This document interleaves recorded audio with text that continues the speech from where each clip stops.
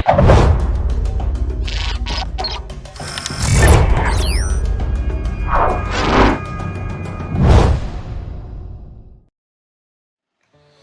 दोस्तों, उम्मीद है आप लोग स्वस्थ होंगे, मस्त होंगे। तो आज जो है हमारे यहाँ जो भारत में बहुत ही शुभ माने जाते हैं नवरात्रे, उनकी शुरुआत हो चुकी है। तो आपको उसकी सबसे पहले बहुत बहुत शुभकामनाएं। तो मुझे उम्मीद है कि ये चैनल जो है आप लोग की कुछ ना कुछ हेल्प कर पा रहा होगा, एटलीस्ट आपकी नॉलेज को थोड़ी सी धार दे रहा होगा, और आपकी जो विलिंगनेस है पेट्रोल पंप को लगाने की, उसको कहीं ना कहीं सपोर्ट कर रहा होगा दोस्तों। पर दोस्तों यहाँ मैं कुछ बातें आप लोगों से शेयर करना चाहता हूँ।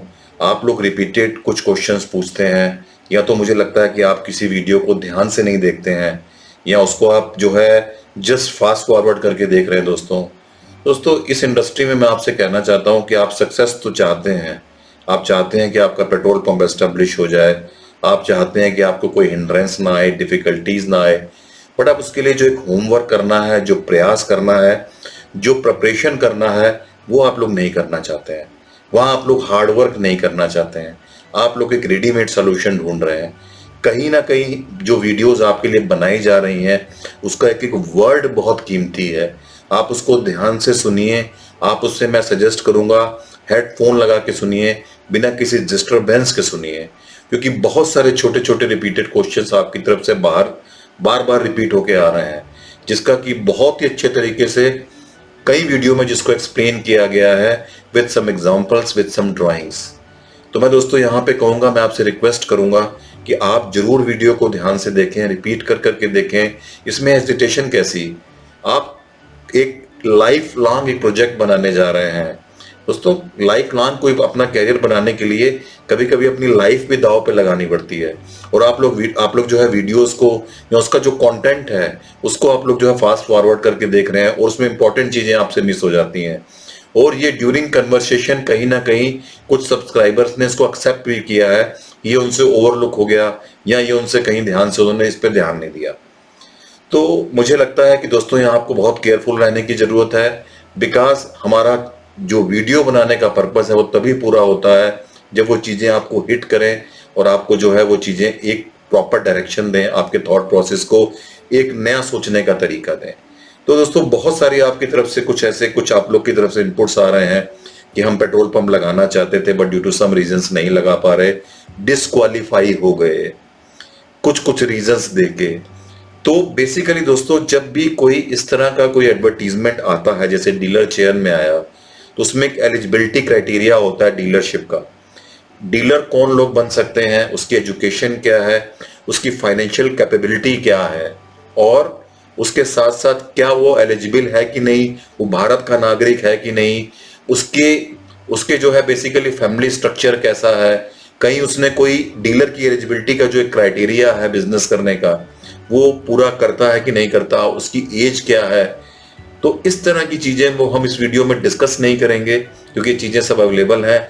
हम बात करेंगे इससे बढ़ करके, क्योंकि ये इनपुट्स आपके हैं, आपकी तरफ से आए हैं, तो इसको आप लोग को सबको शेयर करना बहुत जरूरी है। बहुत से लोग पर्सनल विंडोज पे जो है कांटेक्ट करने की कोशिश कर रहे हैं। मैं बार बार आप लोगों से रिक्वेस्ट करता हूं कि 1-to-1 सपोर्ट पे मत आइए। 1-to-1 सपोर्ट केवल इमरजेंसी के लिए है। अगर आप लोग सब लोग यूट्यूब पे कमेंट करेंगे तो बाकी के जो लोग हैं उन रिप्लाईज को देखते हैं, उनको भी हो सकता है उनके क्वेश्चन का रिप्लाई मिल रहा हो। तो मेरी आपसे रिक्वेस्ट है कि आप जो क्वेश्चंस पूछे जा रहे हैं उनके रिप्लाईज को भी प्लीज ध्यान से देखिए। It will be a great help for you. तो मुझे लगता है दोस्तों फिर मैं आपसे एक बार रिक्वेस्ट कर लूं कि अगर ये चैनल आपको ठीक लग रहा है, आपका चैनल है, कुछ आपकी जो आ रही है उसको धार लग रही है, तो प्लीज लाइक करिए, शेयर करिए, और बेल बटन दबाना मत भूलिए, बिकॉज उसकी वजह से आपको जो नए नए जो अलर्ट्स हैं नए वीडियो के वो आपको नहीं मिलेंगे। तो प्लीज आप जो है बेल बटन को प्रेस करिए। तो दोस्तों अब हम बात करेंगे उन चीजों की जो अननोइंगली आप लोगों से मिस हो जाते हैं। तो आप बने रहिए इस प्लेटफॉर्म पे मेरे साथ, वीडियो के एक एक वर्ड को बहुत ध्यान से सुनिएगा, और मेरी आपसे रिक्वेस्ट है कि हेडफोन लगा के सुनिए, रिपीट कर करके देखिए, इसको सुनिए, वीडियो को देखिए। हो सकता है कि आपको समझ में आ जाए कि क्यों आप जो है डिस्क्वालीफाई हो गए या क्या वजह है। तो हम एक एक करके पॉइंट्स जो आपके आ रहे हैं उनको डिस्कस करेंगे।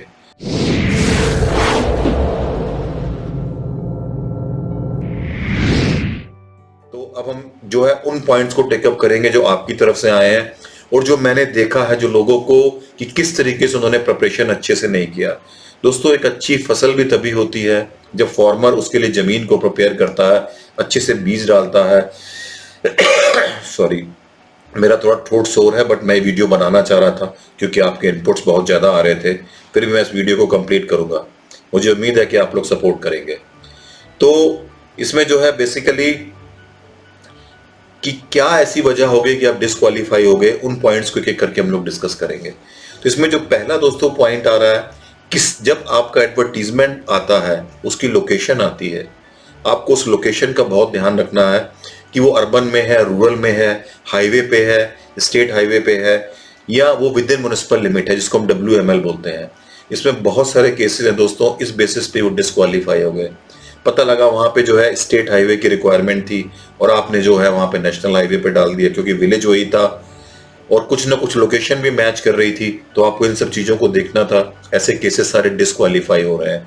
अगर नेशनल हाईवे पे है, चैलेंज दिए हुए हैं, अगर मान लीजिए NH33 है और आपको किलोमीटर 75 से 80 के बीच में कोई आरओ मांगा गया है, गांव स्पेसिफाई कर दिया गया है, नहीं किया गया है, तो दोस्तों आपको बहुत ध्यान रखना है कि उसका चैलेंज विद इन चैलेंज होना चाहिए, हाईवे वही होना चाहिए और लैंड की रिक्वायरमेंट पूरी होनी चाहिए। तो मैं एक एक पॉइंट को अभी इस पे जो है टेकअप करता हूं। तो पहली चीज हो गई, किस तरह का रोड है जिसपे एडवर्टीजमेंट निकला है, दैट शुड क्वालिफाई। उसके बाद दोस्तों सेकंड पॉइंट आता है लैंड की ओनरशिप टाइटल की क्लियरिटी।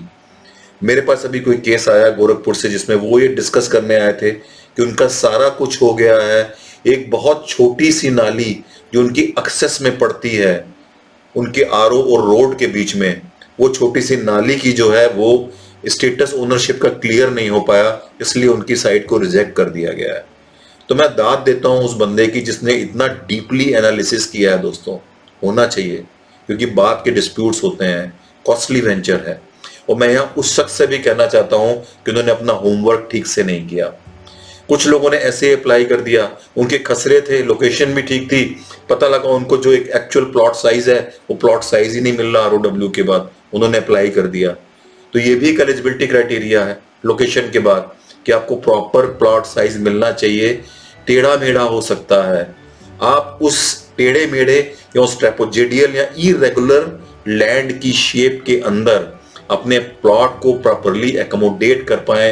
वो 35x35 हो सकता है रिक्वायरमेंट के हिसाब से, 35x45 हो सकता है। इसका दोस्तों बहुत ध्यान रखिए। तो आपको इस तरीके से ध्यान रखना है। पता लगा जब खसरों पे सुप्रीम पोज करा रहे हैं तो शेप ही पूरी नहीं आ रही। एक केस आया, फ्रंट पूरा आ रहा है, 20 मीटर पीछे गए, फिर कहीं विड्थ कम हो गई बिकॉज एक वहां पर जो है किसी सेलुलर कंपनी का उन्होंने जो है वो लगा रखा है। अब वो जो है कंसल्ट कर रहे हैं कैसे करें। तो दोस्तों यहाँ पे थोड़ा सा आप जब भी कभी इस तरह के अप्लाई करते हैं तो प्लीज बहुत ध्यान रखिए।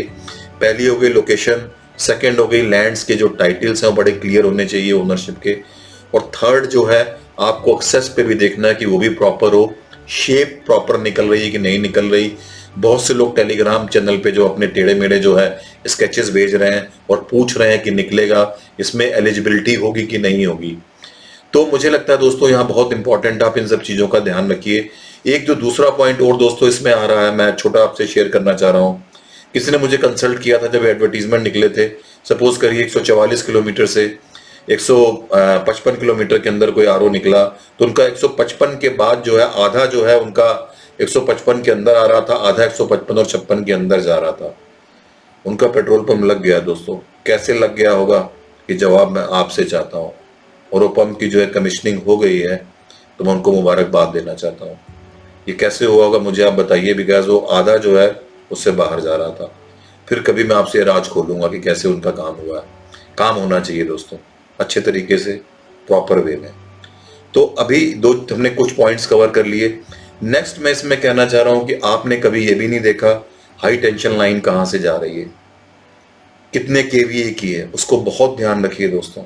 11 केवीए की है तो इशू कम है, इजिली शिफ्ट होने वाली है। 33 केवीए की है तो इशू डिफरेंट है, उनको आप देखिए। पता लगा डिस्टेंस ही पूरा नहीं मिल रहा, तो वो भी आपको देखना है प्रॉपर है कि नहीं, क्योंकि वो सब चीजें जब कमेटी आती है वो सब चीजों को चेक करती है, और जो रिवेन्यू मैप्स होते हैं उनको प्रॉपरली स्टडी करते हैं कि उनमें क्या रोड्स दिखाई गई हैं, इसका बहुत ध्यान रखिए। उसके अलावा दोस्तों बहुत सारे इश्यूज हैं। आसपास पता लगा कोई कॉलेज आ रहा है, आसपास कोई पता लगा हॉस्पिटल आ रहा है, कोई किल आ रहा है ब्रिक का, बहुत नजदीक है, आप एक्सप्लोजिव का भंडारण कर रहे हैं दोस्तों। सेफ्टी एंड सिक्योरिटी बहुत इंपॉर्टेंट है। छोटा सा एक्सीडेंट एक बड़े जो है कैटास्ट्रॉफ को जो है इनवाइट कर सकता है, क्योंकि आप बहुत ज्यादा एक्सप्लोजिव को भंडारण कर रहे हैं। इसका बहुत ध्यान रखिए दोस्तों। पता लगा वहां डिस्क्वालीफाई हो गया, और फिर किसी का अर्बन एरिया में पता लगा उन्होंने विद इन म्युनिसिपल लिमिट मांगा है, पता लगा म्युनिसिपल लिमिट से आप जो है 200 मीटर बाहर चले गए, तो दोस्तों कहां से क्वालिफाई हो जाएगा? ऐसे भी इनपुट्स आप लोगों ने दिए हैं, इसमें क्या कर लोगे आप? आपको क्या लगता है वो जो अधिकारी जिन्होंने एडवर्टीजमेंट दी है, they are not aware, they are aware of anything? Municipal limit बहुत क्लियरली डिफाइन होती है, मैप होता है।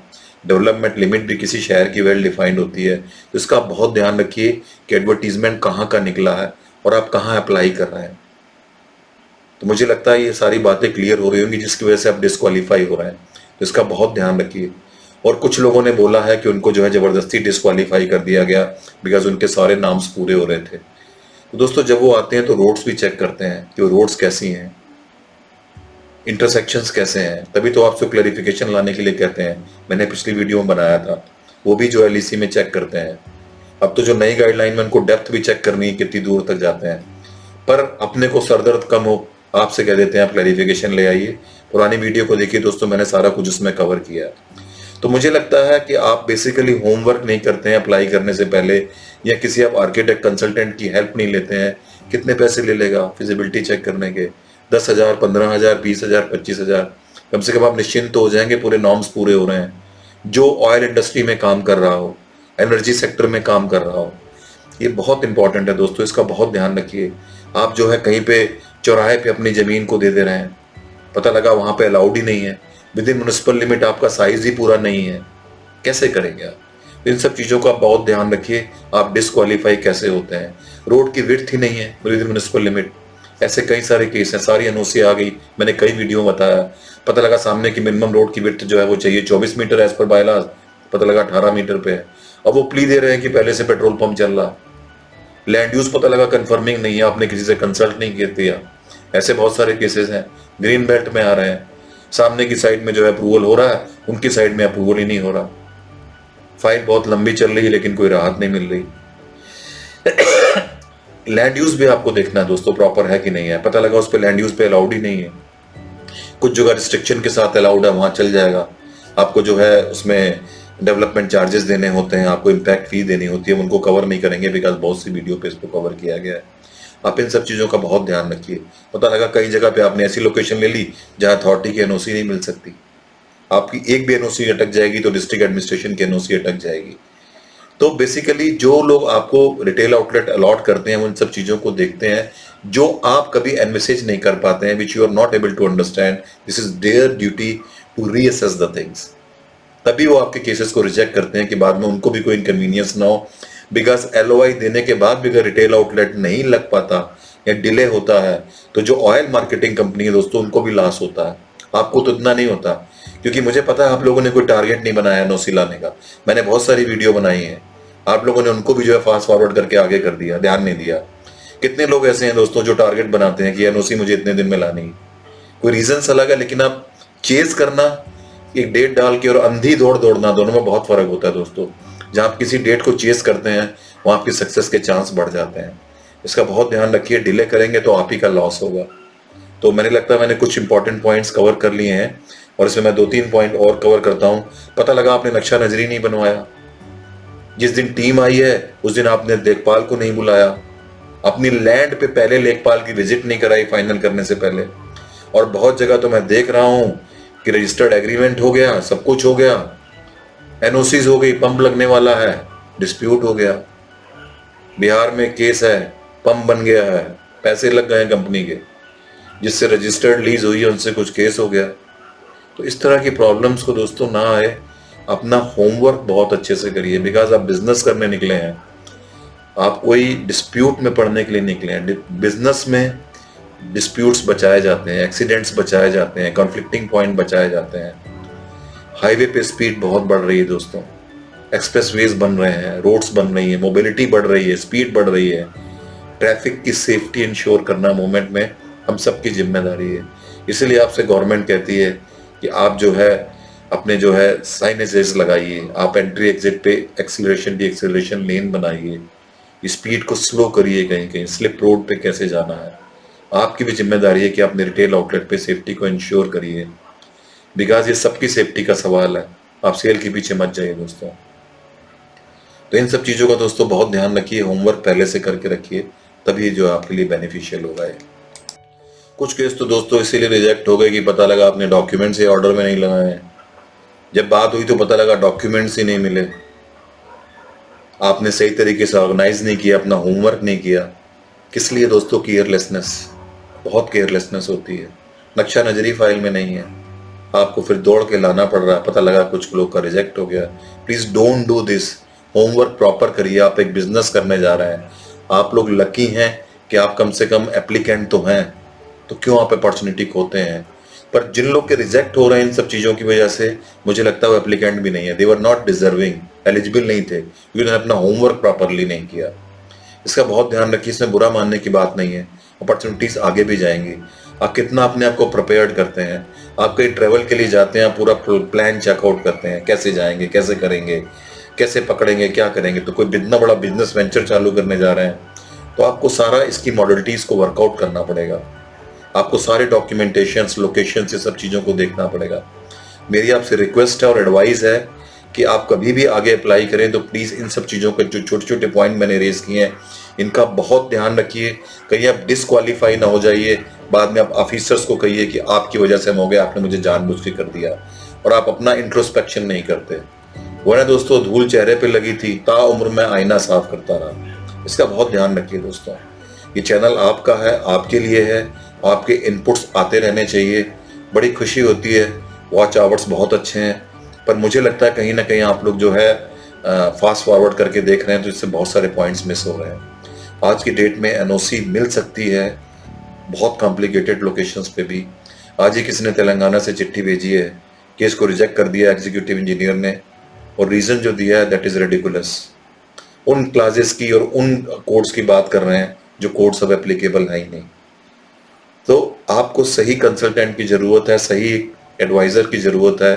आप इसमें जो है कतई कोताही ना बरतें।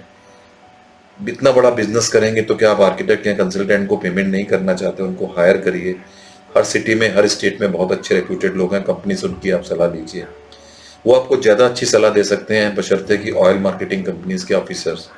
मैं यहाँ कहीं ये नहीं कह रहा हूँ उनको नॉलेज नहीं है, मैं आपसे ये कहना चाह रहा हूँ they are very busy with other things, क्योंकि आजकल पूरा प्रोसेस बहुत तेज़ी से चल रहा है।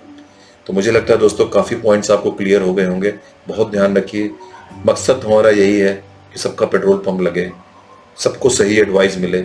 हम नहीं चाहते दोस्तों अब नेक्स्ट टाइम मिस करिए। अगर इस बार मिस हो गया किसी का due to any of these reasons, no regrets, आगे चांस आएगा। बने रहिए इस चैनल पे, देखते रहिए। थैंक यू वेरी मच, और आगे बहुत अच्छी अच्छी वीडियोस आपके लिए आने वाली है।